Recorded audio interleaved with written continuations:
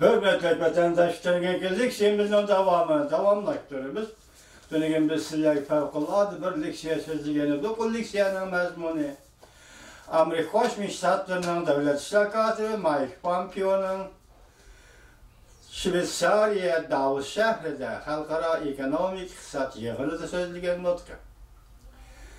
Dönügen şunu anlatkandık, bugünkü leksiyalarımızın asasen şu notktan mezmunu münasebetlik.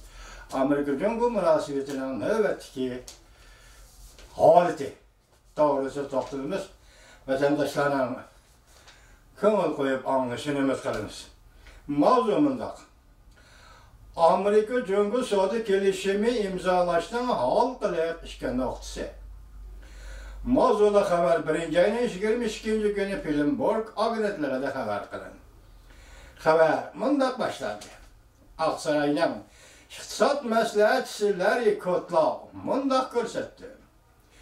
Cumhur bilan savdo kelishimi imzalash yoki imzalayolmaslik qaralma xarakterlik masalalar tarafidan belgilanadi.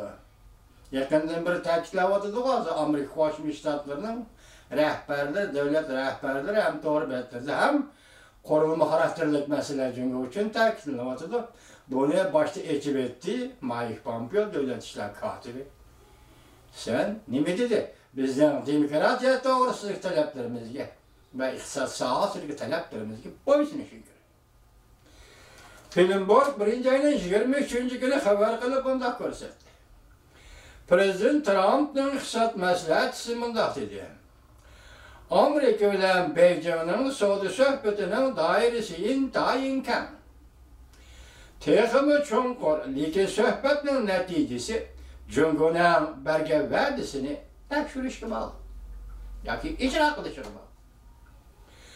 Amerika Devletli İktisat Komitesi'nin reisi Larry Kudlow 1. ayının 22. günü muhbirinin ziyaretini kabul kılgandı bundan gösterdi. Kanunu icra kılış. Bu söhbetin muvaffakiyet kazanışı da intayin muhimdir. O bundan gösterdi verdi bir iş bir ulu hareket. İcra kılış meselen, belgilep berge vakit içinde meseleni hal kılış, her xil kurulmalık meselelerini bütünley öz içine ilişkire.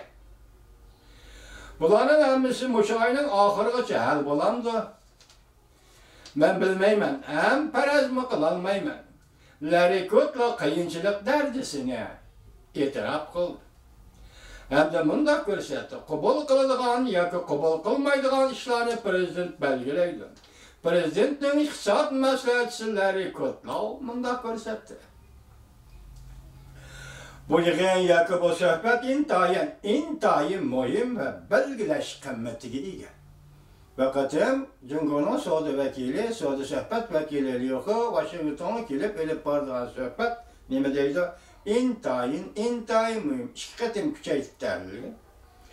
Onadiki va belgilash qimmatiga ega deydi. Larry Kudlow ilgirlashning yetersizligini savdo suhbatini o'tkazish uchun Cumhur amaldarlari bilan tayyorlik xizmati qilayotganligini, lekin bu tayyorlik xizmatini bekor qilganligini inkor qildi. Tayyorlik xizmatini bekor qildi degan so'zlar tarqalgan edi. Larry Kudlow yo'q dedi, yani inkor qildi. Cumhur yo'l qo'ymasa, prezident Trump har qanday savdo kelishimiga qo'shilmaydi. Diqqat bu nuqtaga vatandosh. Mavzulu haber 1. ayının 23. günü Fransiya Xalqaro radio stansiyasi e'lon qilindi. Nima deydi? Cumhur yo'l qo'ymasa, yo'l qo'yish tegishli masalalar Cumhur yo'l qo'ymasa, prezident Trump har qanday savdo kelishimiga qo'shilmaydi. Xabar mundaq boshlandi. Wall Street gazeti bugun xabar qilib mundaq ko'rsatdi. Prezident Trump har qanday savdo kelishimiga qo'shilmaydi. Reuters agentliği tünegin kaçtarak bir parça tahlil makalesi de mundaq ko'rsatdi. Cumhur hükümeti özünün hizmet qilish usuliga amaliyat xarakterlik o'zgartirish elib bormasa, Amerika Qo'shma Shtatlarining prezidenti Trump har qanday yangi savdo kelishimi imzolashga qo'shilmaydi. Wall Street gazeti bugun mundaq ko'rsatdi. Agar Cumhur yo'l qo'ymaydigan bo'lsa, Prezident Trump her qanday kelishim imzalashqa qo'shilmaydi. Haftanın 2-nji güni, 1-nji ayının 22-nji güni, yani Reuters bir parça xabarda mundaq ko'rsatdi.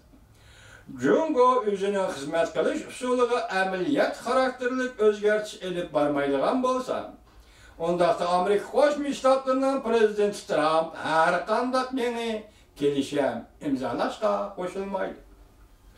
Xabarda mundaq ko'rsatildi, Jungo qurilma xarakterlik islohot elib berish kerak. Bo'libmi aqliy mulk huquqiy jihatdan. Prezident Trump'ның maslahatchisi mundaq hisobladi. Garchi Amerika Qo'shma Shtatlarining prezidenti Trump Jungo bilan savdo kelishimi imzolash orqali bozorni jonlantirishni umid qilsa-mu, lekin prezident Trump kelishim imzolash uchun maydonini hargiz yumshatmaydi. Faqat kelishim uchun prezident Trump o'zining maydonidan voz kechadigan ish yo'q. Jungo hukumati aqliy mulk huquqini o'z ichiga olgan masalalarda huquq masalalada haqiqiy qurilma xarakterlik islohot elib berish lozim. Diqqat vatandosh. Nima deydi? Jungo hukumati aqliy mulk huquqini o'z ichiga olgan masalalarda haqiqiy qurilma xarakterlik islohot elib berish lozim. Xabarda mundaq ko'rsatildi, Jungo Amerikaning mahsulotlarini ko'plab setib olishga qo'shildi. Lekin buninglik bilan ikki davlatni qiynab turgan suhbat masalasini hal qilib bo'lmaydi.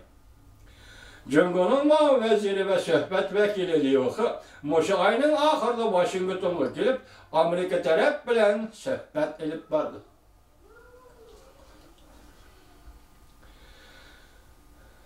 Amerika taraf bilan suhbat elib bordi. Amerika Jungo 3-oyning 1-kunidan burun kelishim imzolashi kerak. Bo'lmaganda Amerika Jungodan import qilingan 200 milliard dollarlik to'g'rimallarga hassilab tamoyil belgi qo'ydi. Xabardor kishilarning oshkorlashiga qaraganda, ikki taraf ba'zi xalqlik qurilma xarakterlik masalalardan xeyli yiroq turmoqda. Lekin bu masala kelishim imzolashda eng muhim masalalar edi.